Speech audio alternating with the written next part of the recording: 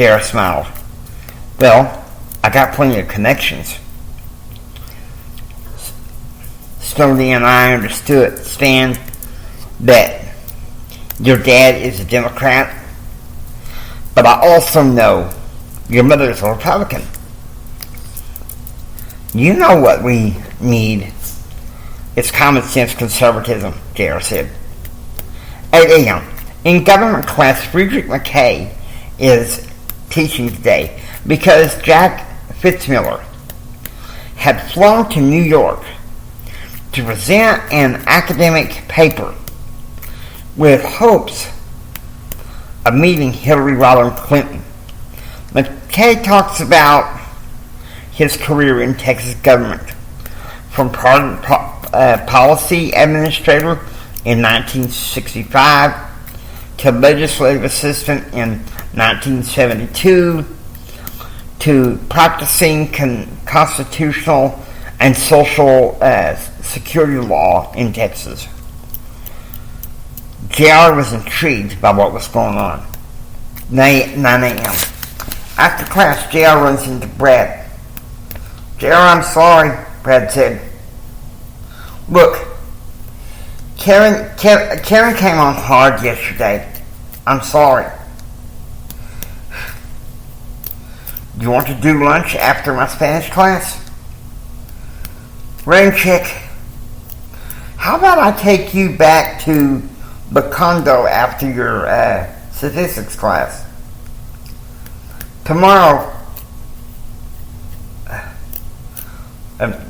man. My chauffeur's picking me up today, but you can pick me up tomorrow for sure tomorrow afternoon. 2? Yeah, 2 sounds great. 9 a.m.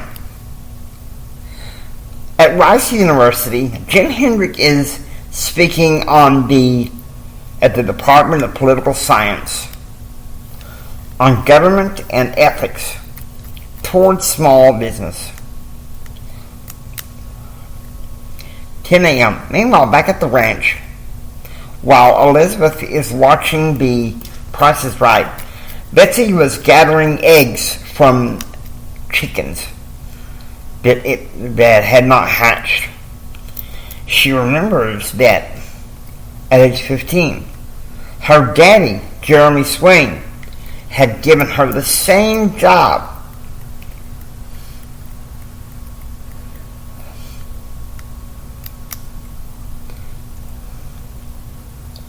Foreign home food is Swain food, she and J.R. would hear other relatives say. 11 a.m. J.R. goes to the Texas Tech University Center to Blimpie for sandwiches with Stoney Rosa. Did you know that 2 sets of financial and economic data go on the internet every day? Stoney said. Man, that is intriguing, J.R. said. 11:35 a.m. Jim and Claude are in an oyster bar in Houston, where they ordered some oysters and white turkey whiskey. 1 p.m. In statistics class, Stephanie Rogers is going over the material of ties on why, hypothesis testing, leaning more towards the why. 3:30 p.m. Betsy arrives at the airport and reports directly to the gate and the private jet that's going to be taking her to Houston Hobby. Her best friend, Capri Green, has decided to go with her. 5 p.m.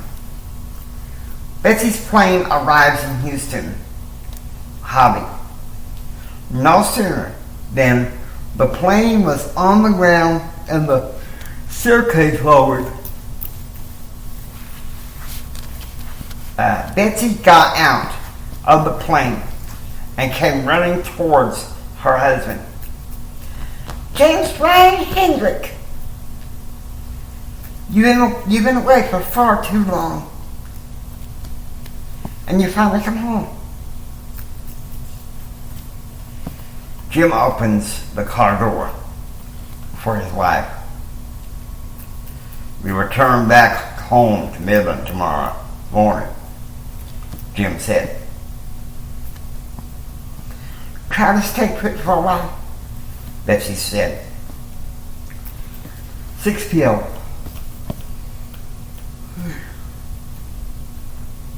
At the condo, the servants fixed J.R. and Ken Italian sausage and fried potatoes.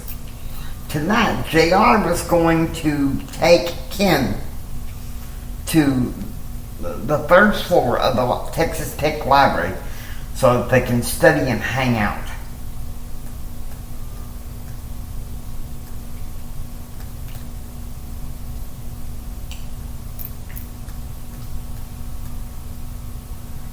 "7:30 p.m. At the condo, Monopoly game is heating up. You want to buy Boardwalk and Mediterranean?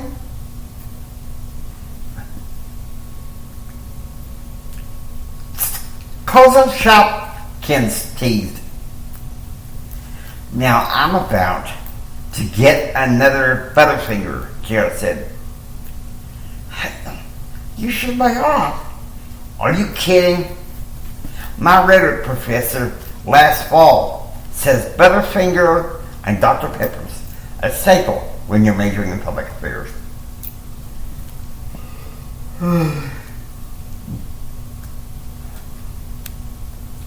Now, the final leg of the journey here. Come on, phone.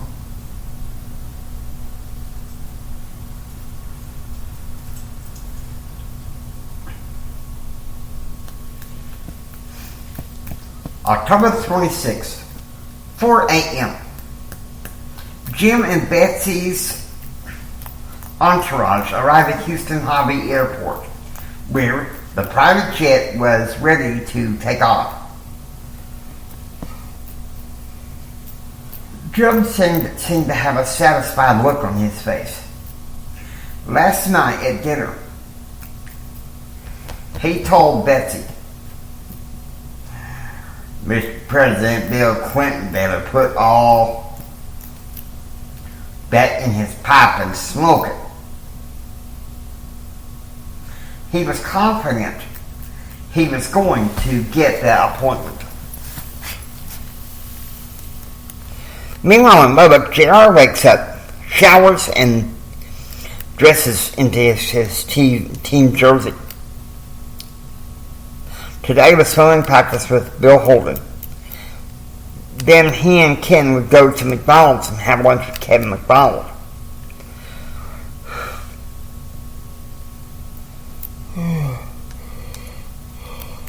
Oh, 4:55 p.m. The Hendrick plane taxis down the runway and departs Houston Hobby for Midland International Airport. Finally, Betsy was relieved that her husband was coming home, and the reality sunk in. Her husband may have gotten President Clinton's attention. She and some family members would be moving to Washington, D.C. Amy Kathleen had called them last, saying she wanted to attend Patrick Henry College in the fall. Joseph Hendrick had been asked by Jim to stay over the summer as speechwriting intern before returning to Lubbock to attend Texas Tech Law School. Bethany, J.R.'s blind cousin, wanted to come to Washington, D.C. to spend a year of education where she would be majoring in communication studies, minor in economics.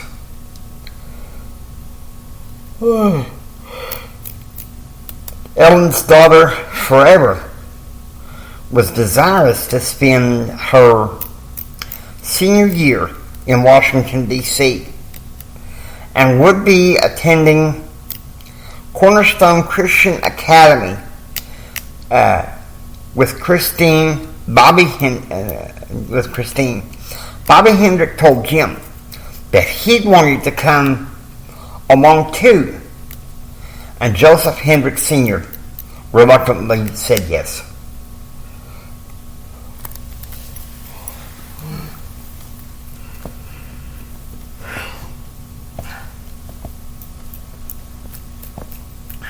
By a.m. JR is at swimming practice with Bill Holden. So, Bill said, how are things with Karen Crider? She stood me up, man. JR said, I'm in a cooling off period from her. Bill laughed. This happens every time. She'll stand you up, suck up to get for a time or two, and then she'll dump you. Mark my words, JR. Whatever, JR said, swimming away. 6 a.m. The plane arrives in Midland. Claude hears there's a problem with the rig in Mentone, and so he gets into the truck. Betsy gets Darren to take her and Jim right back to the ranch. Betsy's job for the day was to get the bulls and mules, take about 26 of them to the butcher, then send the rest to the East 26.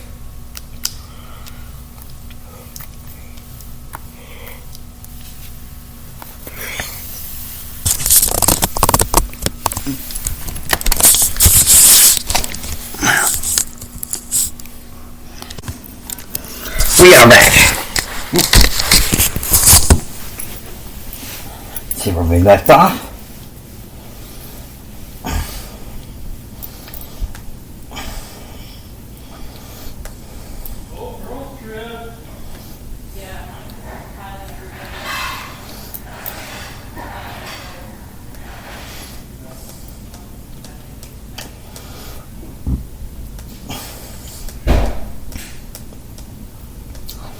Okay, here we go.